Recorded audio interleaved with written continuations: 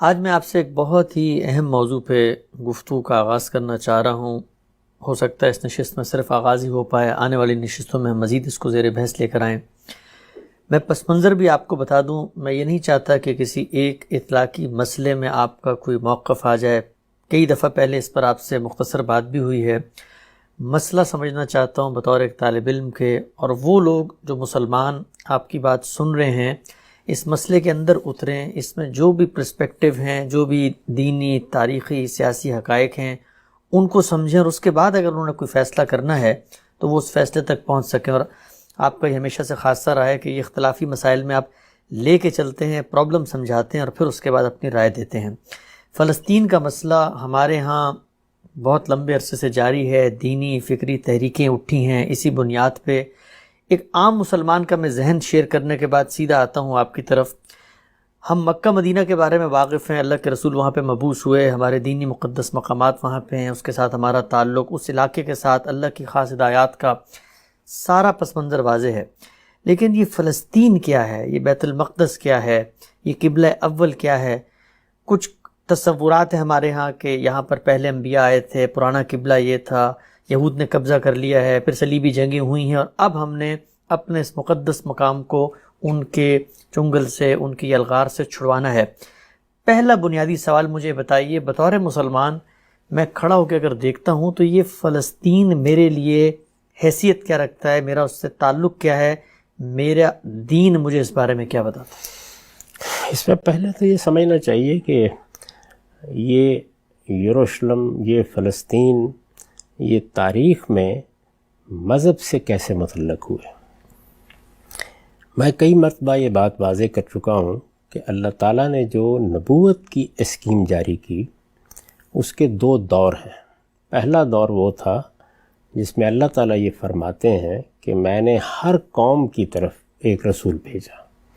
یعنی ظاہر ہے اس وقت اقوام بھی چند ہی ہوں گی، تو جب جب وہ اقوام دنیا میں پھیلنا شروع ہوئیں تو اللہ تعالیٰ نے یہ فرمایا ہے کہ ہر قوم کی طرف ایک رسول بھیجا گیا. وَلِكُلِّ أُمَّةٍ الرَّسُولُ فَإِذَا جَاءَ رَسُولُهُمْ قُضِيَ بَيْنَهُمْ بِالْقِسْطِ وَهُمْ لَا يُظْلَمُونَ. ٹھیک.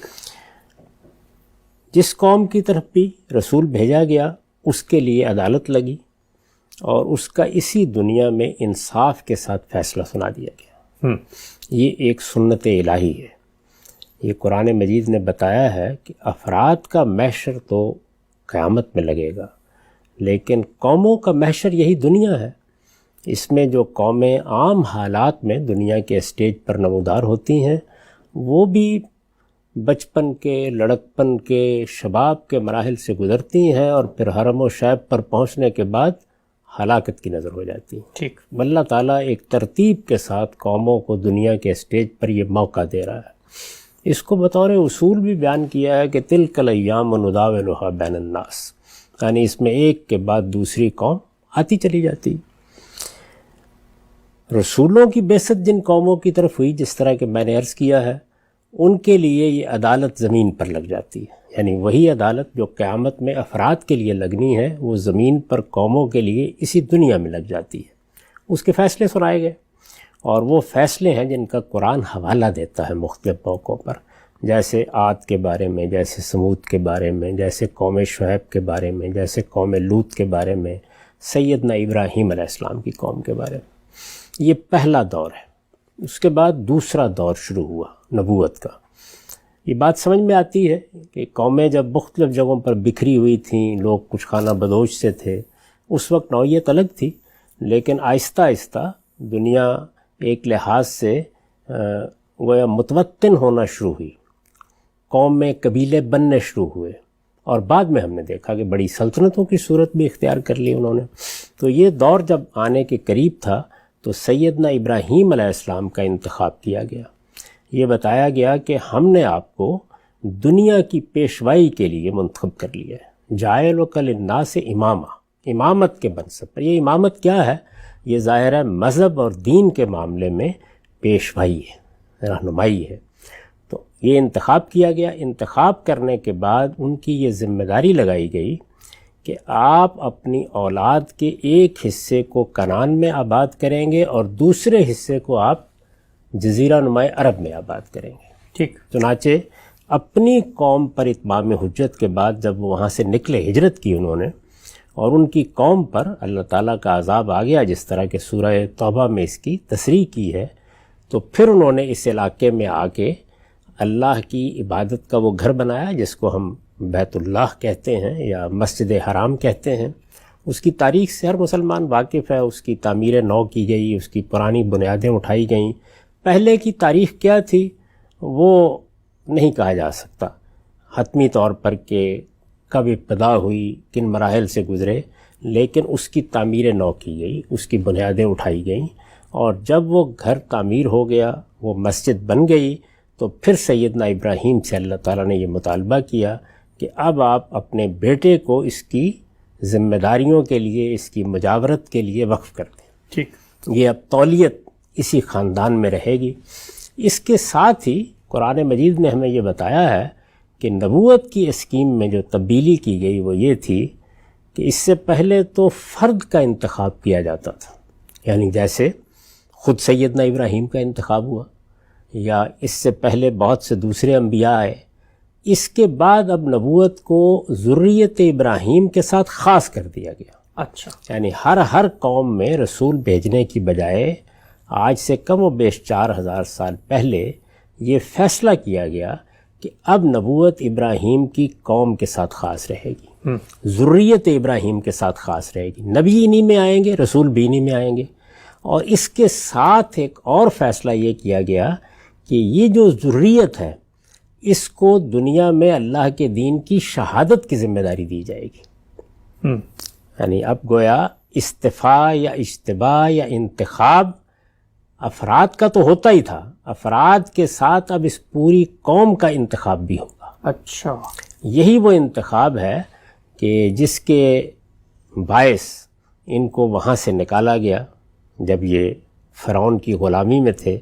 سیدنا موسیٰ علیہ السلام ان کو نکال کے لائے، ان کی بعثت ہوئی. وہ یہی انتخاب ہے جس کے تقاضوں کو پورا کرنے کے لیے. اس کو قرآن مجید نے سورہ آل عمران میں بیان کیا ہے کہ ان اللہ اصطفیٰ آدم و نوحًا و آل ابراہیم و آل عمران علی العالمین.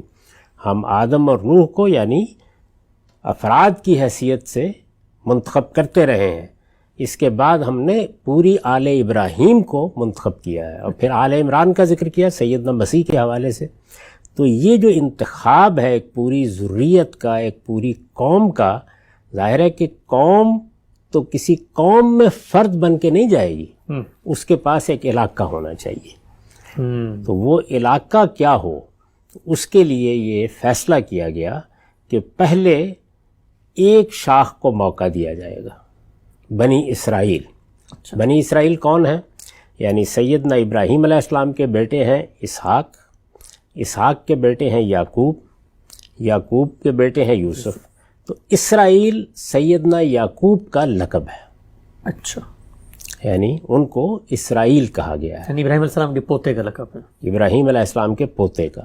یہ چونکہ ان کی اولاد سے آگے زیادہ شیوع ہوا ہے تو اپنے آپ کو اسی وجہ سے بنی اسرائیل کہتے ہیں. ٹھیک. اور بنی اسرائیل ہی کے لقب سے ہم قرآن مجید میں دیکھتے ہیں کہ اللہ تعالیٰ نے ان کو خطاب کیا ہے. تو انتخاب تو پوری ذریت ابراہیم کا ہوا ہے، یعنی سیدنا ابراہیم کی پوری آل کا انتخاب کر لیا گیا. لیکن پھر دونوں شاخیں، تیسرے بیٹے کے معاملے میں یہ فیصلہ نہیں ہوا، وہ الگ سے آباد ہو گئے. اچھا. ان کے بارے میں یہ فیصلہ ہوا کہ اسحاق کی اولاد کنعان میں آباد ہوگی. یہ فلسطین کا پرانا نام ہے. اچھا. وہاں آباد ہوں گے. اور ادھر یہ فیصلہ کیا گیا کہ رسالت آپ صلی اللہ علیہ وسلم جس قوم میں پیدا ہوئے ہیں یعنی بنی اسماعیل، ان کی ابتدا کی جائے. ٹھیک. اور وہ بڑے بیٹے اسماعیل علیہ السلام کے ذریعے سے ہوئی. ان کو جزیرہ نما عرب میں آباد کیا گیا. اس کے ساتھ گویا یہ بات واضح ہو گئی کہ ان دو علاقوں کو اللہ تعالیٰ نے، یعنی زمین ساری اللہ کی ہے، یہ پوری کائنات اللہ کی ہے، لیکن زمین پر ان دو علاقوں کو اللہ تعالیٰ نے اپنے لیے خاص کر لیا ہے. دینی تعبیر میں اس کو تقدیس کہا جاتا ہے، الارض المقدسہ، یعنی وہ زمین جس کا اللہ تعالیٰ نے اپنے لیے انتخاب کر لیا ہے. وہ زمین اب گویا اللہ تعالیٰ نے اپنے دین، اپنی دعوت اور اپنے پیغام کی اشاعت کے لیے منتخب کر لی ہے، تو یہ گویا اس زمین کو تقدیس دینا ہے۔ یہ ایسے ہی ہے کہ جس طرح ہم بھی زمین کا خطہ خریدتے ہیں اور پھر اس میں مسجد بنانے کا فیصلہ کرتے ہیں، یا مسیحی اس میں کوئی گرجا بنانے کا فیصلہ کرتے ہیں، اسی طرح سے دوسری اقوام کا معاملہ ہے۔ تو اب گویا وہ ہر ایک قوم کے تصور کے مطابق ان کے پروردگار کی عبادت کے لیے خاص ہو جاتی ہے۔ ٹھیک، تو ایک تو یہ ہے نا کہ آپ نے مسجد کی جگہ کا انتخاب کیا، یہاں یہ ہے کہ چونکہ ایک پوری ذریت، پوری قوم کو ایک ذمہ داری دی جانی ہے، تو پورے علاقے کا انتخاب کر لیا گیا، اور اس میں سیدنا اسماعیل وہاں آباد ہو گئے، انہوں نے وہاں ابتدا کر دی، وہ اللہ کے رسول کی حیثیت سے وہاں آباد کیے گئے تاکہ مقامی آبادی پر اتمام حجت ہو، بنی جرہم وغیرہ جن کا ذکر تاریخ میں آتا ہے، اور اس کے بعد وہ لوگ ان پر ایمان لے آئے، اور اس طرح سے بنی اسماعیل کی ابتدا ہو گئی۔ ٹھیک، ان کو بیت اللہ کی تولیت دی گئی، اور ان کو یہ ذمہ داری دی گئی کہ وہ اس گھر کی حفاظت کریں گے، وہ اس کو ہر طرح کے شرک سے پاک رکھیں گے، اور یہ سرزمین عرب ان کی سرزمین رہے گی۔ ٹھیک، ادھر بنی اسرائیل کو معاف کیجیے گا، یہ کہا گیا کہ اب آپ مصر سے نکلیں۔ یہ جو نکلنے کے لیے مطالبہ کیا گیا ہے وہ کوئی کسی قوم کی آزادی کا مطالبہ نہیں ہے، بلکہ اس ذمہ داری کو ادا کرنے کے لیے جب یہ طے ہو گیا سیدنا موسیٰ علیہ السلام کی بعثت کے بعد کہ اب توحید کا مرکز فلسطین میں بنایا جائے گا، پہلے ان کو موقع دیا گیا، ان کا انتخاب ہوا پہلے۔ یہ وہ چیز ہے جس کو قرآن مجید جگہ جگہ کہتا ہے وَلَقَدْ اخْتَرْنَاهُمْ عَلَىٰ عِلْمٍ عَلَى الْعَالَمِينَ، دنیا کی ساری قوموں میں سے ہم نے ان کا انتخاب کیا۔ انی فضلتکم فضلتکم علی العالمین، یہ جو سورہ بقرہ میں آپ تمہید کے فوراً بعد دیکھتے ہیں کہ بار بار اس بات کا ذکر کرتا ہے، دنیا کی قوموں میں ترجیح دے کر تمہارا انتخاب کیا، تمہیں فضیلت بخشی۔ تو یہ فضیلت کیا ہے؟ اصل میں یہ ایک ذمہ داری کا بیان ہے۔ جس طرح پیغمبر کے لیے جب کسی کو منتخب کیا جاتا ہے تو وہ فضیلت ہوتی ہے، اسی طرح سے جب اس پوری قوم کو یا اس نسل کو منتخب کیا گیا تو یہ ان کے لیے بڑی فضیلت کی چیز تھی۔ گویا دنیا کی سب قوموں میں سے اللہ تعالیٰ نے ان کو اپنے لیے خاص کر لیا۔ ٹھیک، اس لحاظ سے جب آپ بائبل کو کبھی پڑھیں گے تو یہ معلوم ہوگا کہ جیسے قرآن مجید رسول اللہ صلی اللہ علیہ وسلم کی سرگزشت انذار ہے، ایک پیغمبر کی سرگزشت انذار ہے، اسی طرح بائبل اصل میں ان کی سرگزشت ہے۔ ٹھیک، جس دینونت کا ظہور ان کے ذریعے سے ہونا ہے، جو ذمہ داری انہیں دی گئی ہے، جس منصب پر یہ فائز کیے گئے ہیں، وہ اس کی سرگزشت ہے ساری کی ساری، کہاں سے ابتدا ہوئی، کن مراحل سے گزرے۔ تو ان لوگوں نے ظاہر ہے کہ فلسطین میں اب آنا تھا، اسی کے لیے ان کو حکم دیا گیا کہ اب تم جہاد کرو، کیونکہ وہاں تو کچھ اقوام آباد ہیں۔ اللہ کا قانون یہ ہے ہمیشہ سے کہ جس وقت ایک بڑی تعداد، ایک بڑی جمعیت ہوگی، وہ اس پوزیشن میں ہوں گے، اس کو بیان بھی کیا ہے کہ میں یہ ذمہ داری کب ڈالتا ہوں انسانوں پر، ورنہ تو اللہ تعالیٰ اپنے کام اپنے فرشتوں سے وہ جب چاہیں جو جی چاہے کرا لیں، لیکن جس وقت وہ کوئی ذمہ داری بندوں پر، ہم انسانوں پر ڈالتے ہیں، تو اس کا ایک بیان کر دیا ہے کہ یہ ایک نسبت ہوتی ہے طاقت کی بھی، تمہاری حالت بھی دیکھتا ہوں، اس کے بعد تم پر ذمہ داری ڈالتا ہوں۔ تو ذمہ داری ان پر ڈالی گئی کہ یہ اس علاقے کو خالی کرائیں، کیونکہ اللہ نے اس علاقے کو اپنے لیے خاص کر لیا ہے۔ اللہ کا فیصلہ تھا کہ یہ فلسطین کا علاقہ جس میں پہلے یہ آباد تھے اور یہیں سے ہجرت کر کے سیدنا یوسف کے زمانے میں گئے تھے، موسیٰ علیہ السلام کی بعثت کے بعد اب اس علاقے میں آباد ہو۔ اور ان کا امتحان بھی تھا کہ خالی کراتے۔ فلسطین اصل میں اللہ تعالیٰ کے اس فیصلے کے نتیجے میں الارض المقدسہ ہو گئی، ٹھیک ٹھیک، یعنی اللہ کے لیے خاص کی گئی زمین ہو گئی۔ یہ اللہ نے اس کا انتخاب کر لیا، اور جس طرح کہ قرآن مجید نے اس کو بیان کیا ہے اور یہ کہا ہے کہ اب تم اس میں داخل ہو جاؤ، اللہ تمہاری مدد کرے گا۔ یہ الارض المقدسہ ہے، یعنی اس کی تقدیس کا فیصلہ کیا گیا ہے، یہ اب اللہ کے دین کے لیے، اس کی دعوت کے لیے خاص رہے گی، اور تمہارے لیے اللہ نے اس کو لکھ دیا ہے، کتب اللہ لکم، یعنی یہ تمہارے لیے لکھ دی گئی ہے، اس میں بس تمہیں داخل ہونا۔ یہ بالکل ایسے ہی تھا جیسے رسول اللہ کے ساتھیوں کے لیے یہ لکھ دیا گیا تھا کہ دنیا کے ایک بڑے حصے پر ان کی سلطنت قائم ہونی ہے، لیکن اس کے لیے جدوجہد ان کو کرنی ہے، نکلنا ان کو ہے۔ جب وہ نکلیں گے تو اللہ تعالیٰ نتائج ان کے حق میں کر دے گا۔ تو ان کے بارے میں بھی یہی فیصلہ تھا، لیکن انہوں نے کمزوری دکھائی اور یہ اس کے لیے تیار نہیں ہوئے۔ سیدنا موسیٰ علیہ السلام دنیا سے رخصت ہو گئے، ان کے رخصت ہونے کے بعد ان کے خلفاء کی قیادت میں پھر یہ وہاں داخل ہوئے، اور وہاں پھر بعد میں ایک لمبی تاریخ ہے جس میں ان کے اوپر بہت کچھ نشیب و فراز بھی آئے، اس محلال کے موقع بھی آئے، پھر سمع النبی کے زمانے میں ان کے لیے استقرار کے مواقع پیدا ہوئے، پھر حضرت داؤد سامنے آئے اور پھر ان کی سلطنت قائم ہوئی، اور وہ ایک بڑی سلطنت تھی۔ ابتدا تو اگرچہ طالوت سے ہوئی، پہلے ان کے ہاں کچھ قبائلی نوعیت کا نظم تھا، لیکن بعد میں پھر ساؤل جس کو کہا گیا ہے بائبل میں، اس کے بعد پھر داؤد علیہ السلام کی سلطنت، سلیمان علیہ السلام کی سلطنت۔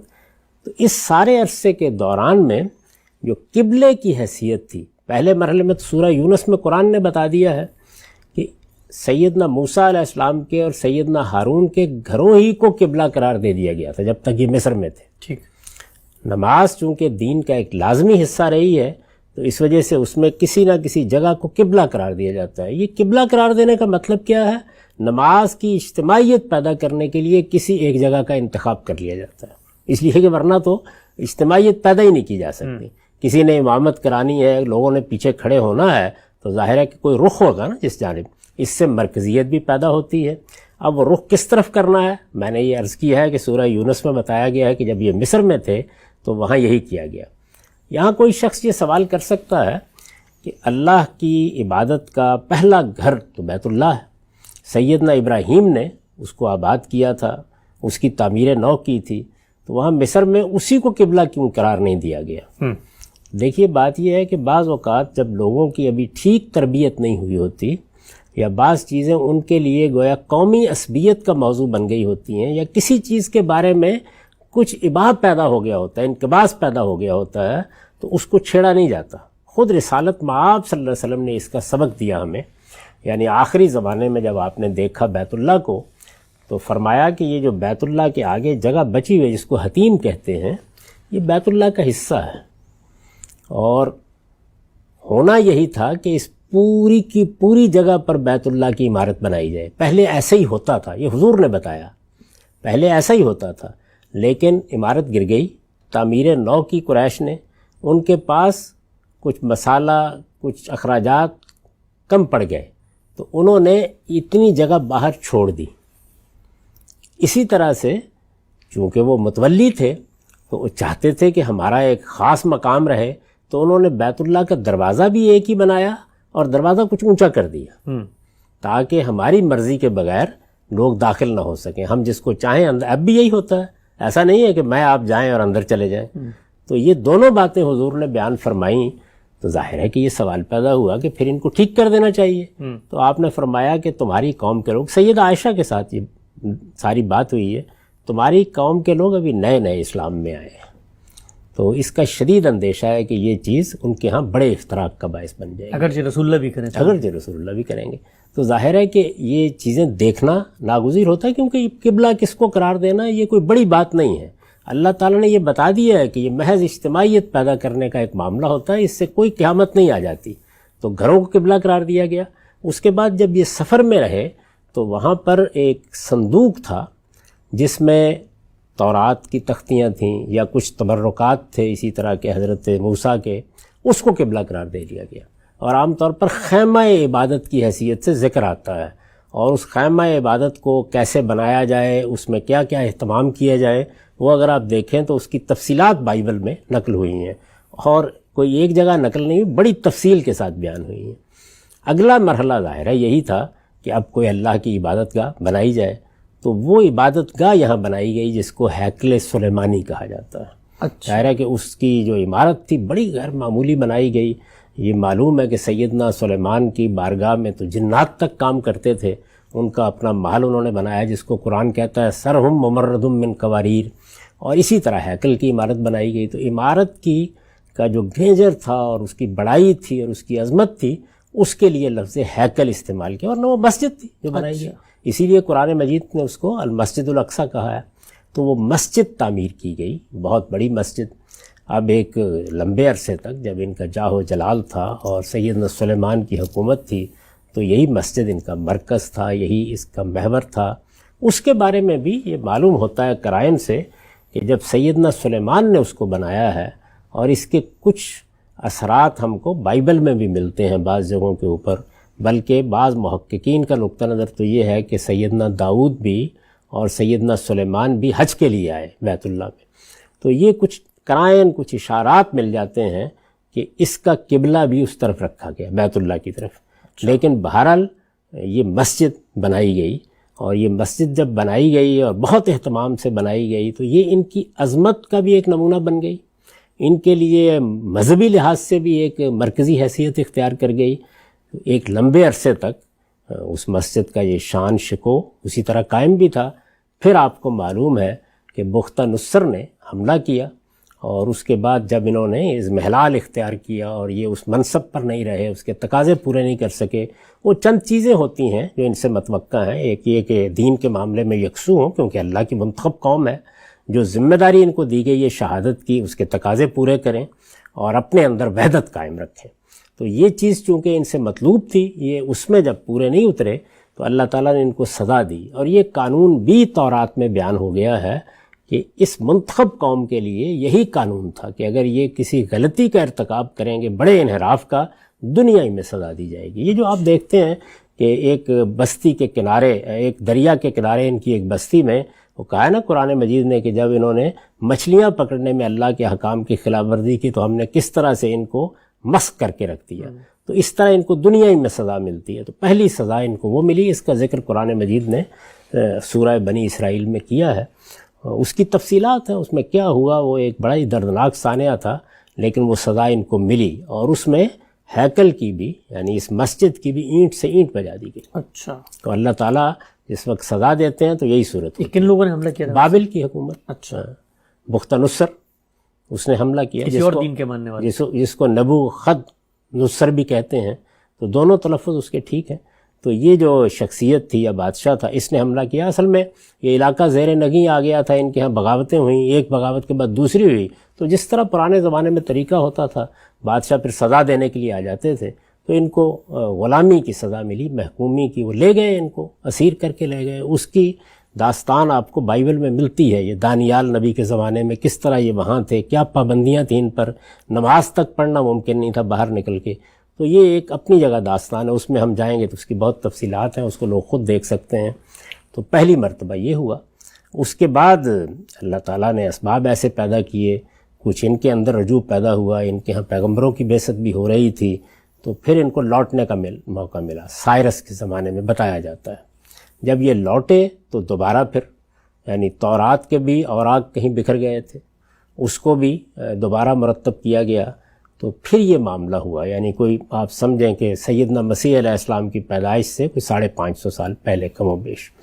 تو دوبارہ ان کی زندگی وہاں شروع ہوئی، اور ہیکل کی بھی یہ دوسری تعمیر ہوئی، یعنی دوبارہ سے اس کو تعمیر کیا گیا. سیدنا مسیح علیہ السلام کے زمانے تک یہی صورتحال تھی.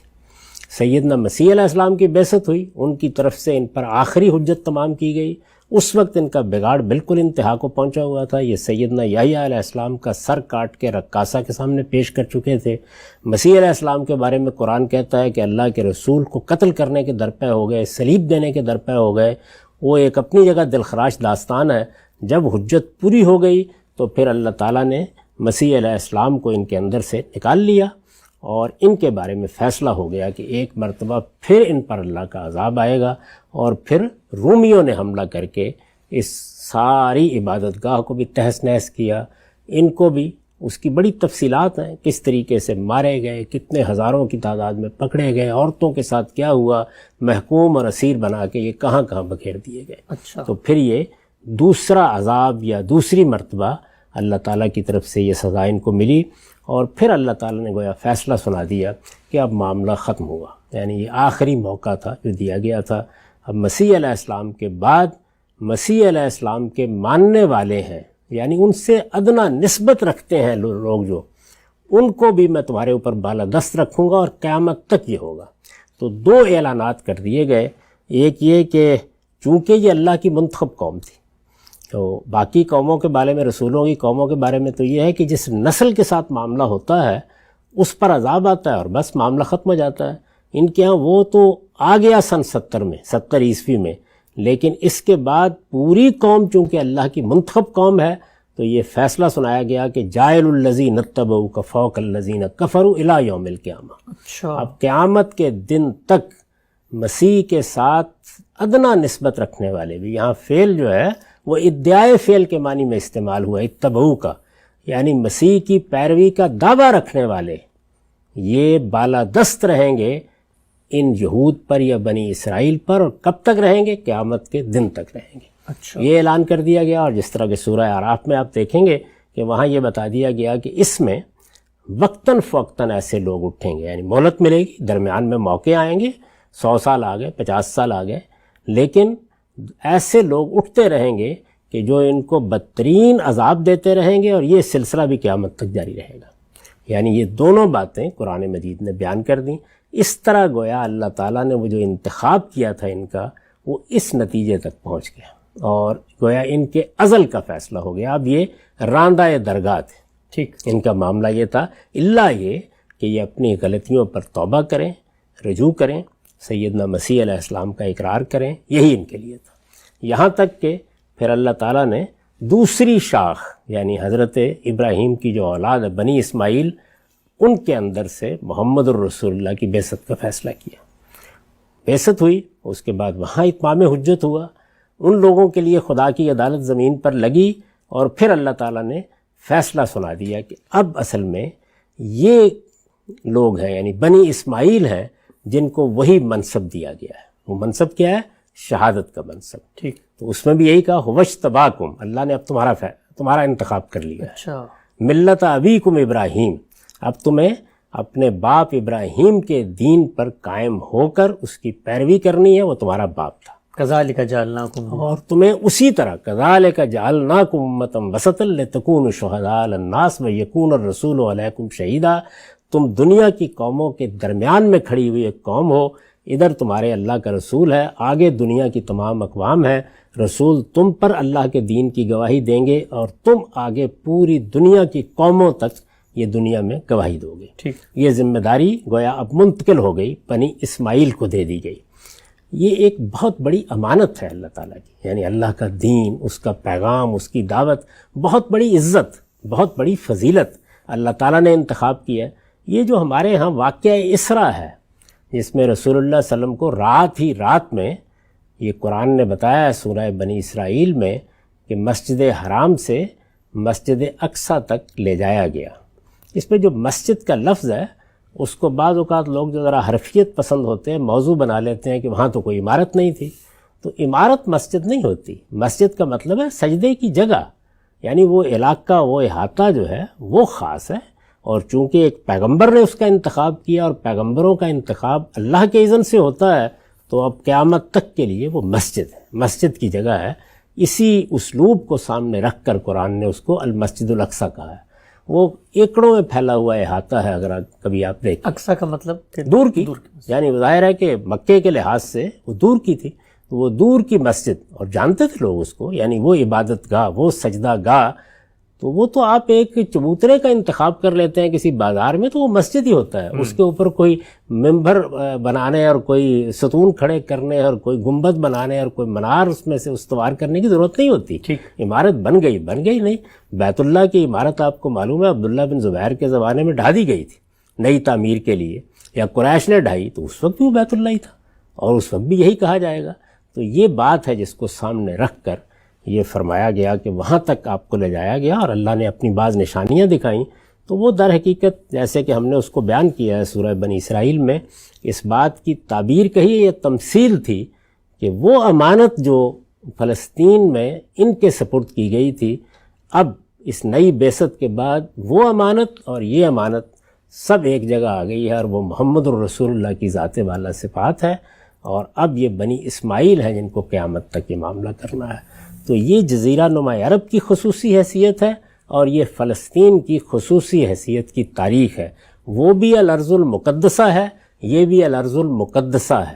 اس کے بارے میں بھی قانون یہی تھا کہ جب تک بنی اسرائیل وہاں رہے تو ان کی ذمہ داری تھی کہ وہاں پر کوئی کفر و شرک نہیں پنپ سکتا، اور اس کے بارے میں بھی یہی ذمہ داری ہے. تو یہ میں نے تھوڑا سا مختصر طور پر آپ کو بتا دیا کہ اللہ کے اس انتخاب کی نوعیت کیا تھی، اور کیوں یہ بنی اسرائیل کے حوالے سے یا فلسطین ایک شہر یا ملک کے نقطہ نظر سے اتنی اہمیت مذہبیات میں اختیار کر گیا ہے، گویا یہ اللہ تعالیٰ نے اپنی توحید کے مرکز کے لیے پہلا انتخاب کیا تھا پورے اس خطے کا، جیسے جزیرہ نما عرب کا انتخاب کیا، اور پھر محمد الرسول اللہ صلی اللہ علیہ وسلم کی بعثت کے بعد اس کی اس حیثیت کی تجدید کی، اور قیامت تک کے لیے مسلمانوں کو پابند کر دیا کہ لا یجتمع فیہ دینان، اب اس میں کبھی دو دین جمع نہیں ہوں گے۔ ٹھیک ہے، ہم سب بہت ہی تفصیل سے آپ نے بات بتائی۔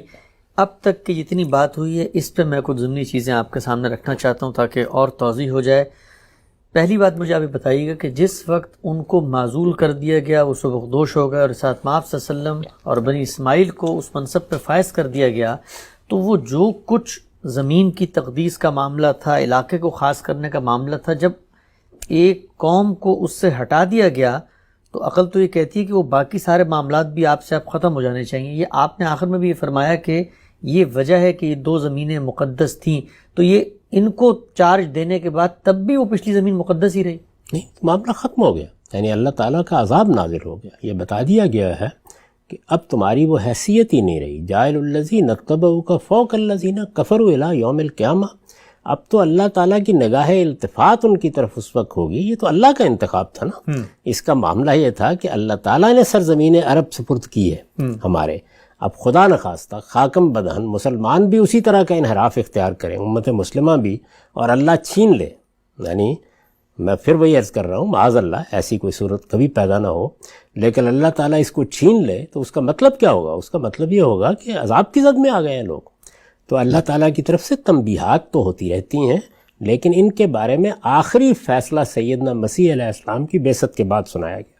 پہلے بھی تنبیہ کی گئی، پہلے بھی ان کے اوپر اللہ تعالیٰ کے عذاب کا تازیانہ برسا، پوری تاریخ قرآن مجید نے سورہ بنی اسرائیل میں سنائی ہے، لیکن آخری مرتبہ یہ فیصلہ کر دیا گیا کہ اب قیامت تک تم عذاب کی زد میں رہو گے، سوائے اس کے کہ تم لوٹو اور صحیح رویہ اختیار کرو۔ اس میں ظاہر ہے کہ بہت بڑی شرط ہے، سیدنا مسیح کو بھی ماننا ہوگا اور محمد الرسول اللہ کا بھی اقرار کرنا ہوگا۔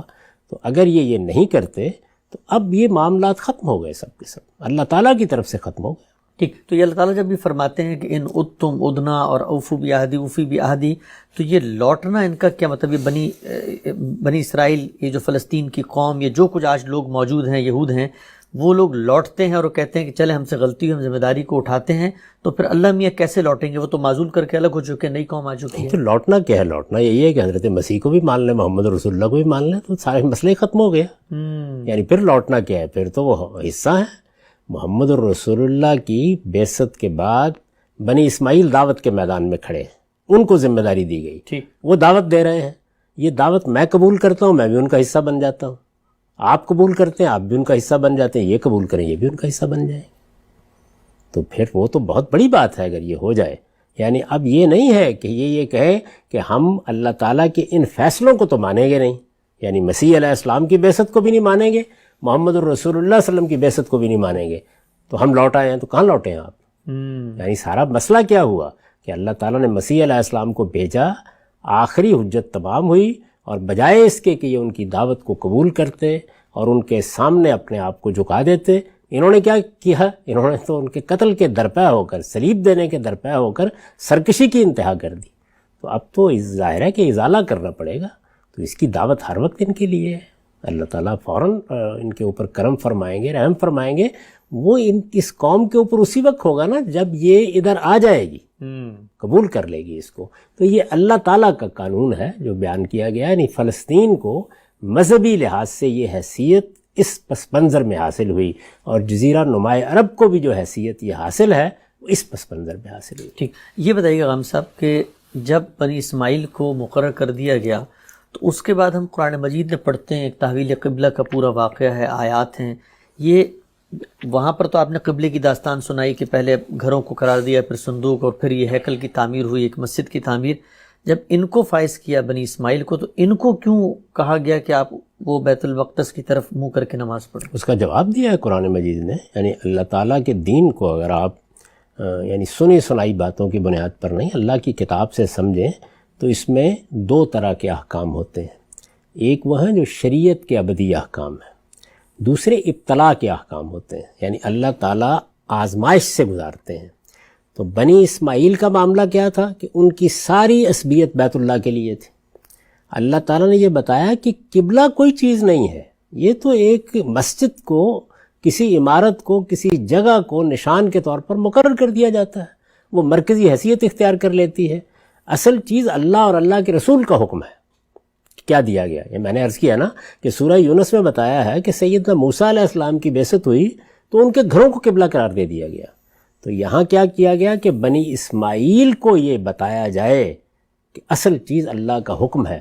تو ان کے لیے بیت المقدس کو، یا یوں کہیے کہ ہیکل سلیمانی کو، یا ہماری تعبیر کے مطابق مسجد اقصیٰ، مسجد اقصیٰ سے مراد کوئی عمارت نہیں ہے بلکہ وہ احاطہ جس کے اندر وہ عمارت بنائی گئی تھی، وہ اب قیامت تک کے لیے سجدہ گاہ ہے، وہ احاطہ سجدہ گاہ ہے، یہ ایکڑوں پر ہے.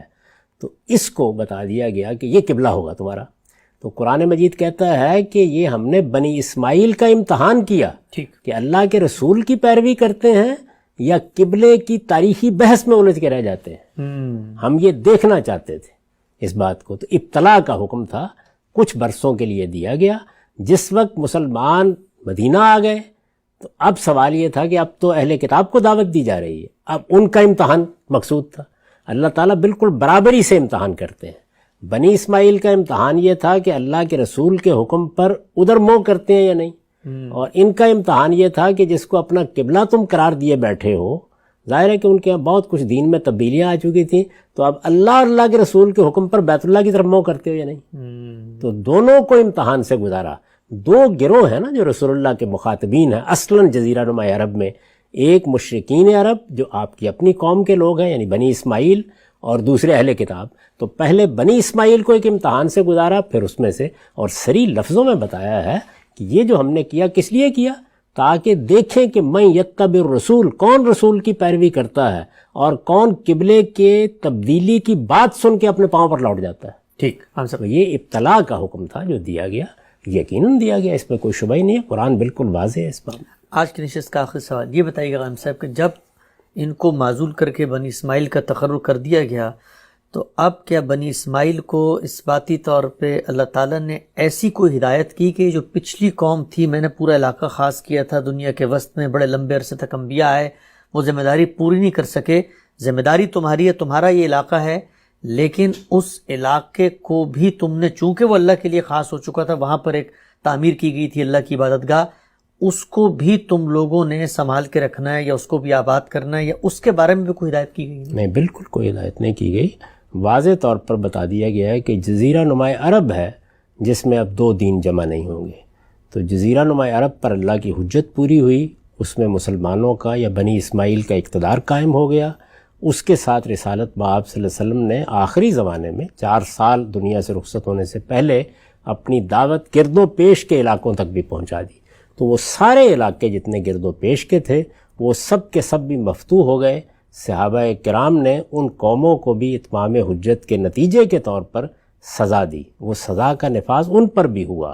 اور وہ جو قرآن کا قانون ہے کہ حتیٰ یؤتوا الجزیۃ عن ید وہم صاغرون، کہ وہ محکومی کو قبول کر کے رہیں، اس پورے علاقے پر نافذ ہو گیا. اس پورے علاقے میں فلسطین بھی شامل تھا. تو یہ عمومی بات ہے جو کہی گئی ہے، باقی خاص طور پر کوئی حکم نہیں دیا گیا. وہ اصل میں ماضی کا قصہ ہوا، مذہبی لحاظ سے وہ چیز ختم ہو گئی. ٹھیک ہے، ہم سب مسئلہ فلسطین کے دینی، تاریخی اور یہ سیاسی جو منظرنامہ ہے، اس پر ہم نے گفتگو کا آپ سے آغاز کیا. انشاءاللہ اس کو آگے بڑھائیں گے کہ اس کے بعد جب صحابہ نے اقدام کیا، وہاں پر سیدنا عمر گئے، فتح ہوا ہے یروشلم، اس کے بعد کیا واقعات ہوئے. اور میں چاہتا ہوں کہ بحث کو وہاں تک بڑھاؤں کہ جہاں پر پھر لوگ سمجھ سکیں کہ آج یہ مسئلہ کہاں کھڑا ہوا ہے اور وہ کیا آج کے عہد کا منظرنامہ ہے جس میں ہم اس کو سمجھ سکتے ہیں. وقت ہمارے یہاں پہ مکمل ہوتا ہے. انشاءاللہ دوبارہ اگلے ہفتے حاضر خدمت ہوں گے. غام صاحب بہت شکریہ آپ کے وقت کا. بہت شکریہ.